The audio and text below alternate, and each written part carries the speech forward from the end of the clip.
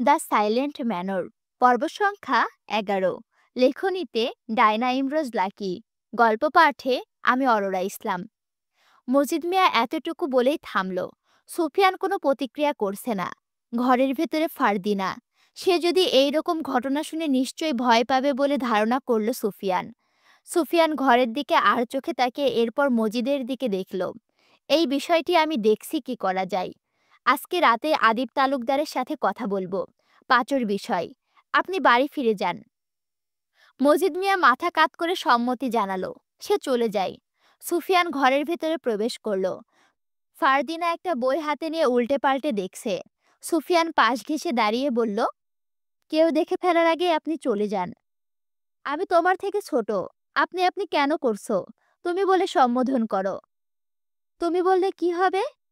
কি আর হবে? আমার শুনতে ভালো লাগবে। সুফিয়ান বলল, তাহলে বলাই যায়। সত্যি? আমি মিথ্যে বলি না। ফারদিনা কয়েক সেকেন্ড চুপ থেকে বলল, তুমি এত প্রেমের গল্প পড়ো? আচ্ছা বলো তো, প্রেম ভালোবাসা মানে কি? ভালোবাসা তোমাকে একা করে ভাঙবে, তারপর নতুন করে গড়ে তুলবে। এটাই তোমার কাছে ভালোবাসার মানে? আমি তোমাকে এখনই বলতে পারবো না ভালোবাসার ব্যাখ্যা কি। আপাতত এতটুকুই থাকুক। এখন কেন নয়? প্রেমের সঠিক ব্যাখ্যা দিতে হলে আগে প্রেমে পড়তে হবে। তখনই ঘরে উপস্থিত হয় ঝিলমিল। ও বেশ হন্তদন্ত হয়ে যেন ছুটে এলো। ফারদিনা, অনেক সময় হয়েছে, এখন চল। কোনো এক অজানা কারণে ফারদিনার এই ঘর থেকে যেন যেতে ইচ্ছে করছে না। ইট পাথরের গড়া প্রাসাদের থেকে মাটির এই বাঁশের কঞ্চির ঘরে যেন এক স্বর্গীয় সুখ পাওয়া যায়। কথাটি বলেছিল ফারদিনার দাদি। তার সেই কথার সাথে যেন আজ ফারদিনা মিল পেল। কি হলো, চল? তাড়া দিল ঝিলমিল। সুফিয়ান বলল, যেতে ইচ্ছে করছে না? ফারদিনা মাথা আওড়ালো, না। সুফিয়ান চেয়ারের কাঁধের ওপরে হাতের ভার রেখে বলল, আমাকে ভরসা করো। এবারও মাথা আওড়ালো, হ্যাঁ। 2 দিনের পরিচয়ে কতটা ভরসা করতে পারলে? ফারদিনা 2 হাত দিয়ে দেখালো, অনেকটা।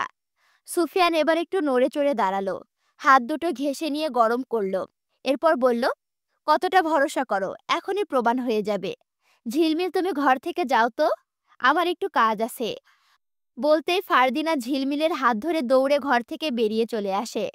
ফারদিনার ভয়ের মুখশ্রী দেখে সুফিয়ান সশব্দে হেসে উঠল। সেও ঘরের বাইরে আসলো। বারান্দায় খুঁটির সঙ্গে হেলানে দাঁড়ালো। ফারদিনা উঠান পেরিয়ে যেতেই পেছন ঘুরে দেখল সুফিয়ানকে। থমকে দাঁড়িয়ে পড়ল সে। এরপর সুফিয়ানকে লক্ষ্য করে বলল, যখনই তোমার বাঁশির সুর পাবো আমি কিন্তু ছুটে চলে আসব।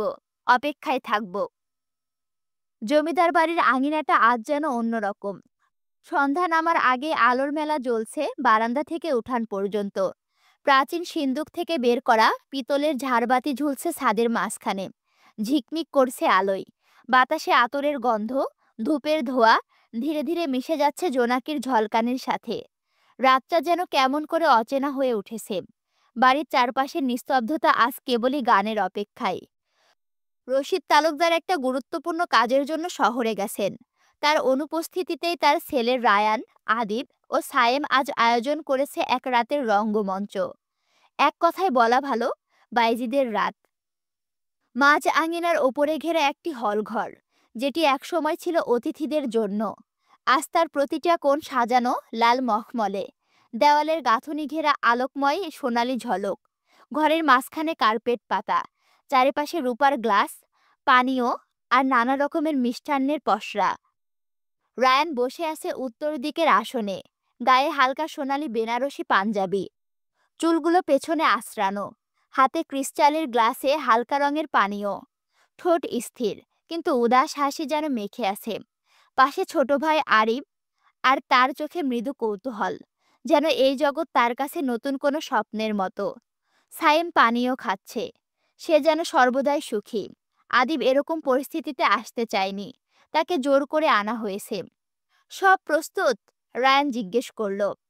কোনো এক দাসী মাথা নিচু করে বলল, জি হুজুর, তারা এসে গেছেন। হলঘরের বাইরে তখন পায়ের শব্দ। মেঝেতে আলগোছে বাজছে পায়জামার ঝুনঝুন, আর তার সঙ্গে মিলছে তবলার প্রথম আঘাত। তারপর ধীরে ধীরে প্রবেশ করল তারা। 3 বাইজি, যেন রাতের আলোয় ফুটে থাকা রজনীগন্ধার মতো।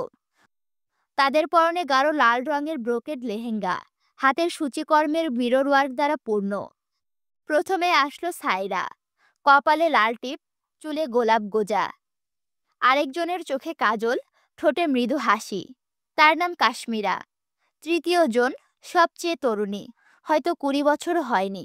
তার নাম মেহের।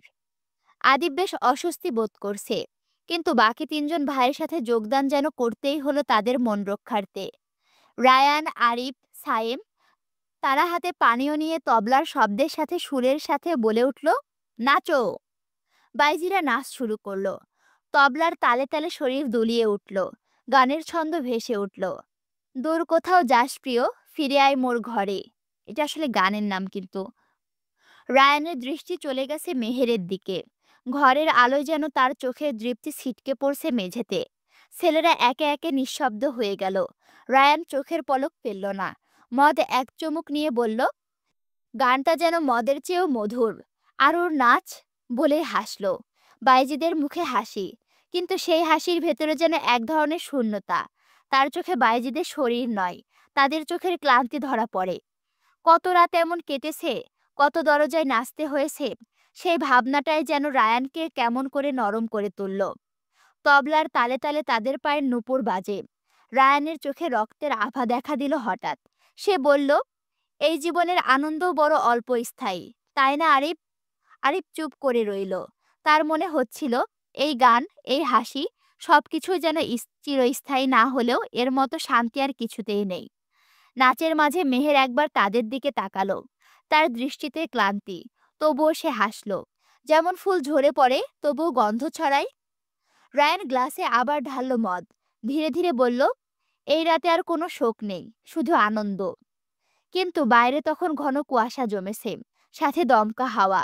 দূরে কুকুরের ডাক শোনা যায়, যেন প্রকৃতি নিজেই প্রতিবাদ করছে এই আরম্ভের। বাইজি মেহের সবচেয়ে সুন্দরী। সে গানের সুর ধরছিল। সুর শেষ করে বসে পড়ল কার্পেটে। সে জল চেয়ে নিল। মৃদু কণ্ঠে বলল, গান গাইলে মন ভালো হয়, কিন্তু শেষে কে শুনে কান্না। রায়ান শুনতে পেল, কিছু বলল না।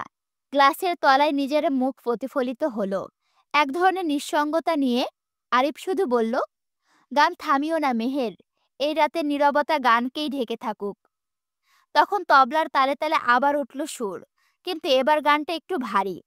এই দেহখানি মাটির হইবে, রবে কেবল নাম, ডট ডট ডট। এটা কিন্তু আসলে গান। এক মুহূর্তে ঘরের ভেতরে কেমন করে যেন নেমে এলো এক বিষণ্ণ আবেশ। বাইরের বাতাস থেমে গেল। প্রদীপের আলো দুলে উঠল। মদের গন্ধে নিচে ছড়িয়ে পড়ল চন্দনের গন্ধ। আর তার মধ্যেই যেন কেউ নিঃশব্দে কেঁদে ফেলল।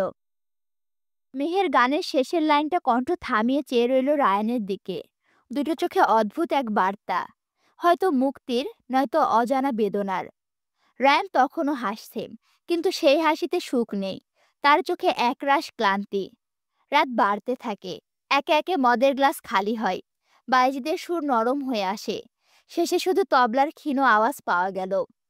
অন্যদিকে সুফিয়ান জমিদার বাড়িতে হাজির হয় আদিবের খোঁজে। বাড়ির চৌহদ্দি পেরিয়ে ভেতরে প্রবেশ করলো। দ্রুত পায়ে হেঁটে ঘরের ভেতরে ঢুকে গেল। কাউকে দেখা গেল না। তখন ঝিলমিল উপস্থিত হয়। কাউরে খুঁজছ নাকি? ঝিলমিলের চোখে মুখে যেন উতলা ভাব। আদিব ভাই কোথায়? ওপরে হল ঘরে বাইজিদের নাচ দেখতাছে আর মজা লইতাছে। যাও, ওদের লগে যোগ দাও। সুফিয়ান নীরব হয়ে গেল।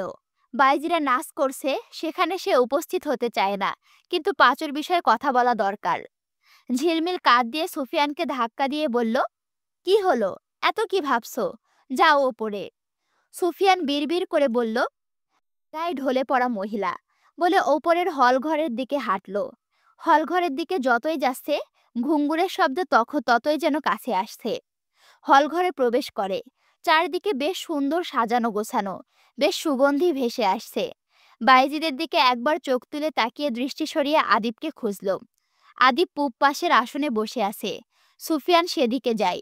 আদিব দেখল সুফিয়ানকে। রায়ানও চোখ তুলে দেখল সুফিয়ানকে। সে হেসে উঠে দাঁড়ালো। বলল, তুই এসেছিস, ভালো হয়েছে। আয়, মজা কর, পানিও নে, বাইজিদের রূপ উপভোগ কর। সুফিয়ান নাচক করতে 3জন বাইজি মিলে সুফিয়ানকে টেনে নিয়ে কার্পেটের উপরে দাঁড় করিয়ে দিল। এরপর বাইজিরা মিলে সুফিয়ানকে ঘিরে নাচ করতে শুরু করলো। অন্যদিকে রায়ান, সায়েম এবং আরিফ বেশ আনন্দ উপভোগ করছিল। মেহের তখন ছন্দের তালে ঘুরে গিয়ে 2 গ্লাস মদ আনলো, সুফিয়ানের দিকে এগিয়ে দিল। সুফিয়ান তাদের মাঝখান থেকে সরে যেতে চাইলো, কিন্তু পারল না। মেহের কাশ্মীরা জোর করে তাকে মদ খাইয়ে দিল। এক চুমুক দেওয়ার পরে সুফিয়ানের মাথা ঝিমঝিম করে উঠল। মেহের পুরোটা খাওয়ানোর জন্য চেষ্টা করলো। সুফিয়ান সরিয়ে দিলেও তারা পুনরায় জোর করে খাইয়ে দেয়। সুফিয়ান বাধ্য হয়ে পুরোটা খেয়ে নিল। আদিব রায়ানকে উদ্দেশ্য করে বলল, ভাই কিছু বল, সুফিয়ান এসব খায় না, পরে নেশা হয়ে যাবে। তুই চুপ কর, ধীরে ধীরে এসব খাওয়ার অভ্যাস হয়ে যাবে। ওকে ভালোই মানাচ্ছে সুন্দরীদের পাশে, কি বলিস? আদিব কিছু বলল না। সে অসহায়ের মতো সুফিয়ানকে দেখল।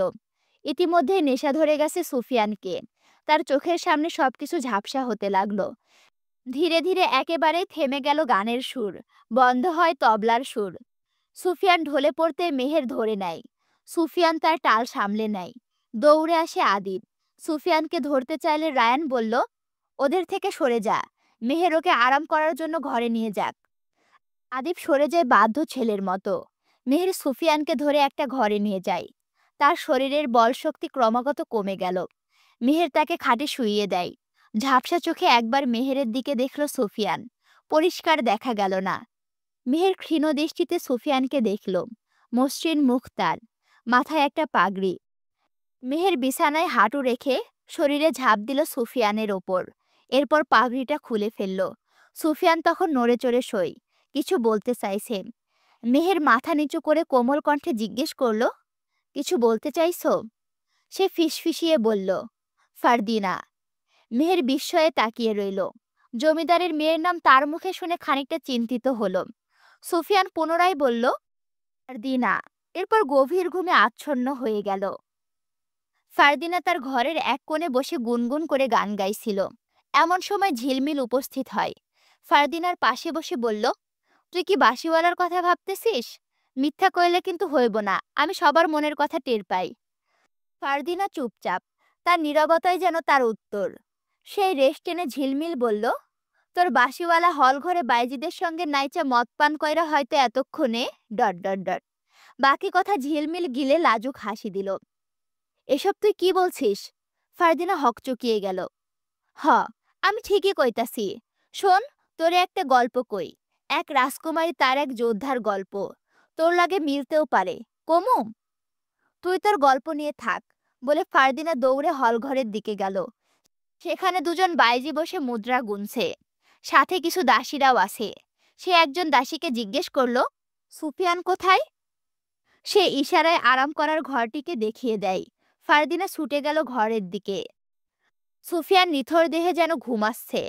একজন বাইজি সুফিয়ানের পা থেকে জুতো খুলে দিচ্ছে দেখে রেগে গজগজ করতে করতে বলল, এই মেয়ে, তুমি ওকে স্পর্শ কেন করছো?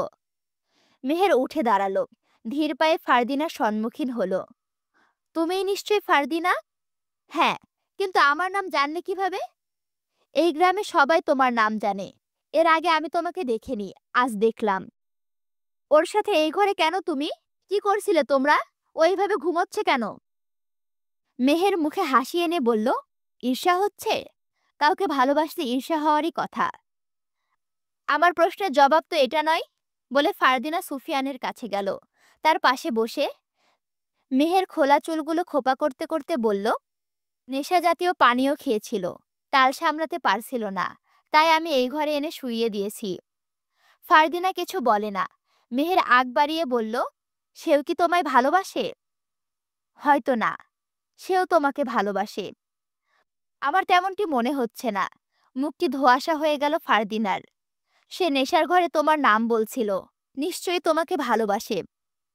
নেশার ঘরে তো মানুষ আবোল তাবোল বলে, এই কথা তুমি বিশ্বাস করলে? মেহের মুস্কি হেসে বলল, পুরুষরা নেশার ঘরে কখনো মিথ্যা বলে না। সে তোমার নাম বলছে, তার মানে সে তোমাকে খুঁজছিল। মেহের থেমে গেল। পুনরায় বলল, তোমাকে একটা গল্প বলি, তবে এটা গল্প হলেও সত্য ছিল। প্রাচীন এক রাজকুমারী ছিল। তার প্রেম ছিল এক যোদ্ধার সাথে। এতটুকু বলতে একজন অনুচারী এসে হাজির হয়। গম্ভীর গলায় মেহেরকে লক্ষ্য করে বলল, আপনাদের এক্ষুনি এখান থেকে যেতে হবে। দিনের আলো ফুটলে বিপদ। মেহের চলে যায় ফারদিনার থেকে বিদায় নিয়ে। ফারদিনা জানালার পর্দা ফাঁক করে বাইজিদের যাওয়ার পানে দেখল। তার ভেতরটা উদাসীন হয়ে থেকে গেল। বাইজি এবং ঝিলমিল দুজনেই কেন তাকে একই গল্প শোনাতে চাইল? দুজনের গল্পের শুরুতেই একই কেন ছিল?